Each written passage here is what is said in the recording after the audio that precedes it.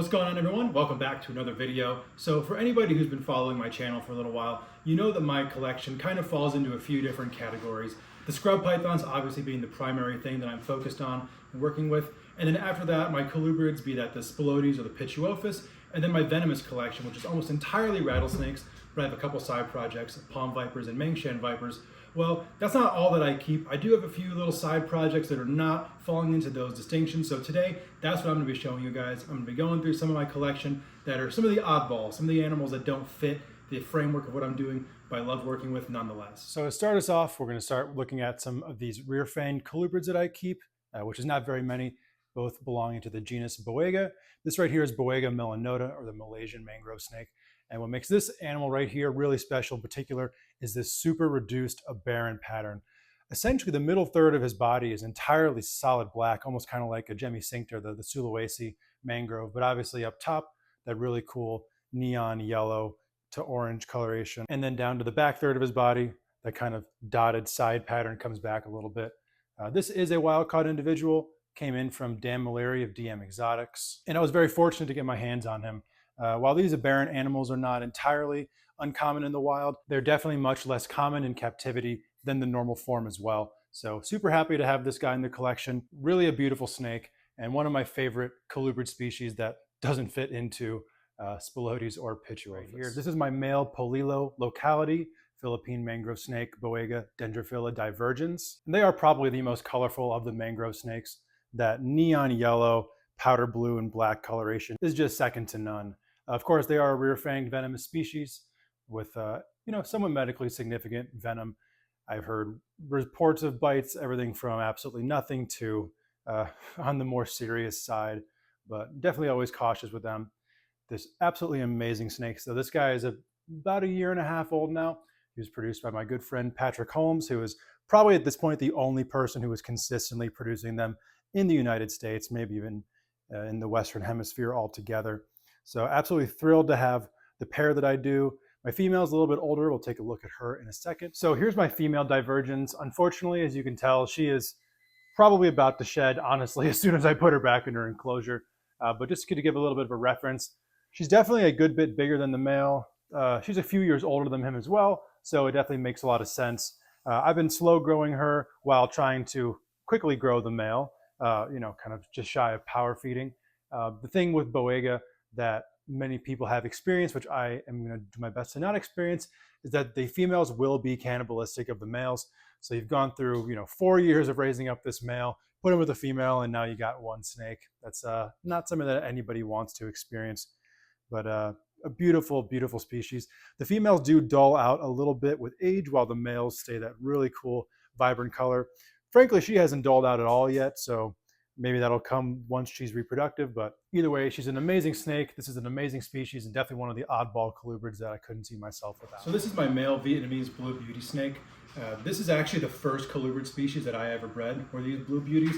I got into them a little bit before they became super popular in the hobby, so I was very fortunate when I was breeding them. So now I have a ton of competition, honestly, but now they are much more popular in the hobby, which is really cool because blue beauties are one of the most incredible colubrids to keep. They get really large. This guy is all of 10 feet long. He's definitely my largest colubrid in the collection at the moment. And they are amazing snakes, really. I mean, it's hard to beat that blue coloration. Few snakes in nature really have this level of blue coloration, which makes them really special. On top of that, the way that their pattern shifts throughout the body, starting at the patternless neck, getting into the pattern on the body, and then to that striped and banded tail, all the way down to the end of the tail, which is fully kind of racing striped. It really is just an incredible species. Obviously, the beauty snakes have the namesake from the stripes behind the eye, kind of looking like mascara. That's what the beauty snake complex was named for. So really incredible snakes. Some of my favorites. Unfortunately, I lost my adult female about a year ago, but I have a younger female raising up that we're going to take a look at in a second. So hopefully, come 2027, I'll be producing blue beauty snakes again. So here's my female blue beauty, and as you can see, she's not super stoked right now. She's about to enter into a shed cycle, so that probably has something to do with her not being super happy. The bright lights probably don't help as well. But as you can see, she's still pretty small. She's a 2023 baby. So my hope is that by springtime of 2027, she will be old enough and big enough to breed. I definitely miss producing these blue beauty snakes. Would absolutely love to be able to do it again. especially with that male, considering that I've had him for a very long time. What's really cool too is that she is completely unrelated to him as well, so it'll be a nice outcross pairing, one that I definitely cannot wait to do. So this is my male lowland form cave-dwelling rat snake, or cave racer, and he is in shed right now, but you still get a really good idea of what he looks like and how his color and pattern changes over the course of his body. This is a subspecies within the complex of beauty snakes, so very similar to the Vietnamese blue beauties we just took a look at, but obviously, first and foremost, a much, much smaller snake. This guy is between 6 and 7 feet long.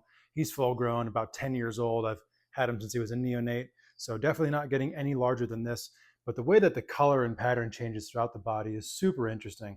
That kind of classic beauty snake head with the black markings, going through the eyes to the back of the head, and then that really cool kind of pale ivory coloration, which when he's not in shed is a little bit more orange up at the top here, going to more of a pale yellow mid-body, and then somewhere around that mid-body, that dorsal stripe starts going into that kind of lavenderish tail, and just really overall, it's a fascinating look.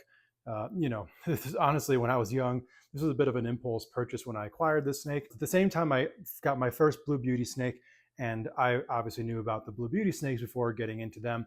But at the same time, at the same table at Zirkle Reptile Company, they had an adult cave racer on the table as well. And I was just absolutely in awe of that animal, just how the color and pattern changed throughout the body, how it basically looked like 5 snakes in one. And that day I acquired this guy right here, and he's still in my collection 10 years later. So really fascinating species. It's cool how similar they are to the blue beauties, but then also have a lot of really cool differences as well. An animal that I absolutely love having as part of the collection. So this is one of the few non-scrub pythons in the collection. This is my female Australian olive python, and this is a species that is really pretty sentimental to me. Back when I was 13 years old and first started volunteering at the Wildlife Discovery Center outside of Chicago, this was the first species of larger constrictor that I was able to get a chance to work with. There was a female there at the time that was just a bit over 10 feet long, and I was just absolutely hooked. Just such an amazing snake. Getting to learn large python behavior was just absolutely amazing with her. She was a super calm individual, and it was just a wonderful experience. So a couple years later, I acquired this girl right here, about a year or two old, and have loved olive pythons ever since. I just have a pair in the collection. I used to have a bit of a larger group, but decided just to stick with a pair in the long run, and I'm very happy to still have them around. I really will see myself always having these animals in particular. It is very special to me. And although I don't have necessarily as much of a breeding project the way that I do with scrub pythons, I would like to produce them one day. I haven't put a ton of real directive effort into it. But with that said, I definitely would like to be able to get offspring from this pair, as that would be just absolutely wonderful. So really incredible snakes. Absolutely love olive pythons. For anyone who's an Australian python fan, this is up there with the best Australian python, in my opinion. So here's my male olive python. He's a couple years younger than my female. I acquired him as a baby as well and raised him up to adulthood. And what's really special about this pair is that they're actually fully unrelated animals, which for anybody who is an Australian python fan knows that it's almost impossible to truly verify that you have fully unrelated stock. But this male here, he was produced by Jeff Hartwig. My female, who you just saw, was produced by Terry Cullen. Their stock came from 2 distinctive lineages that I can trace back to when they first entered into the United States. So, like I said in the last clip, I'm not super heavily focused on breeding these animals, but although I really do want to, it would be a fairly important breeding for the sake of olive pythons to actually produce provably unrelated offspring, and that would be really amazing. So I'm definitely going to give it a shot, and hopefully I can make it happen next year. So this right here is my little female gelatin jungle carpet python. Not a jungle carpet python like the name suggests, but that is the locality name that has been associated with them for a long time. My pair were both produced by Brandon Wheeler of Morelia House. These are a really special locality of carpet python.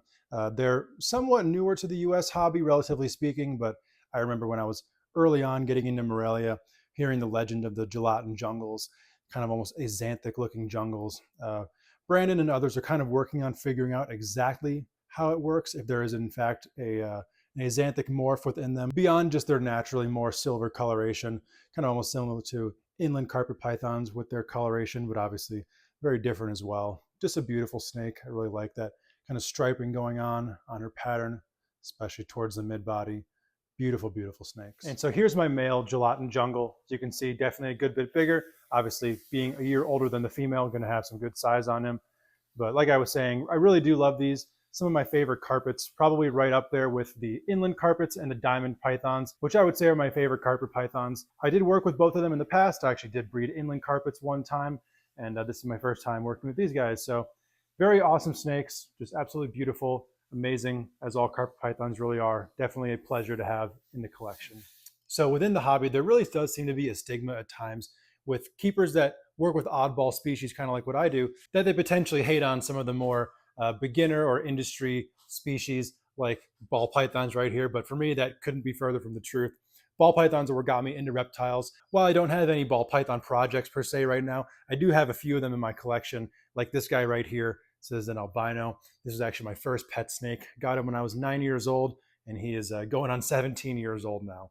So to me, at this point, my ball pythons are just pets. This guy was always actually a pet. I did breed ball pythons in the past, but I never bred this guy.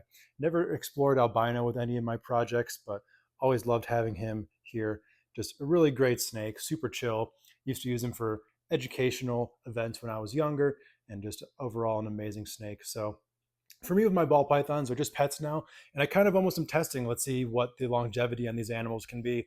You know, who's to say that these animals won't live to be over 60 years old? So, definitely plan to have them for the long haul. Would love to be able to introduce these snakes to my grandkids one day.